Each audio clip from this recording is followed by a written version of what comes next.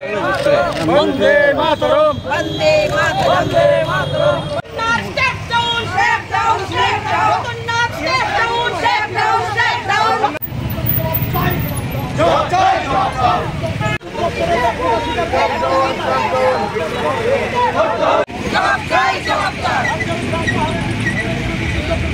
Shem shame shame shame पीछे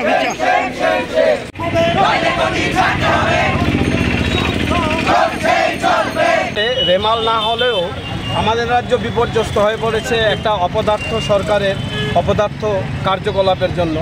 আমাদের এখানে একটা রেমালের ঝাপটা এসেছে। সত্যিকারের রেমাল যদি আসতো তাহলে কি অবস্থা হতো আমরা জানি না। একটা অপদার্থ বিদ্যুৎ মন্ত্রী আমাদের আছেন, যে বিদ্যুৎ দপ্তর আগে থেকে কোনো ব্যবস্থাই নেয়নি। এখন বলছে, কালকে আমরা দেখলাম শীততাপ নিয়ন্ত্রিত কক্ষে বসে উনি সাংবাদিক সম্মেলন করে বলেছেন যে ঝড়ে গাছের ডাল পড়ে গেছে, তাই ইদানিং কিছুদিন এই কষ্ট করতে হবে। এই বিদ্যুৎ পরিষেবা শুরু হতে আরও কিছুদিন লাগবে। ঝড়ে যদি ডালপালা না পড়ে, ঝড়ে কি মাছের পোনা পড়বে? ঝড়ে তো ডালপালাই পড়বে। তো ঝড়ে ডালপালা পড়বে, তার ব্যবস্থা নেওয়ার জন্যই তো ইমার্জেন্সি টিম রাখতে হবে।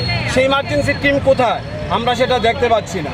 কিছুদিন পর পর বিদ্যুতের বিল বাড়ানো হয়, বিদ্যুতের শুল্ক বাড়ানো হয়। কেন সেটা বাড়ানো হয়?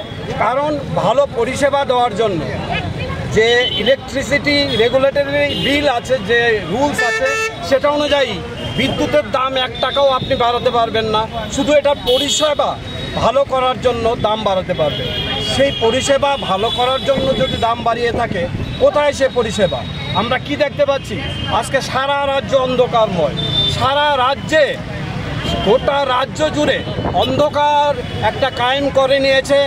এখানে প্রাকৃতিক কাজের জন্য যে জল, সেটা পর্যন্ত তুলতে পারছে না। স্নান খাওয়া সব বন্ধ হয়ে রয়েছে।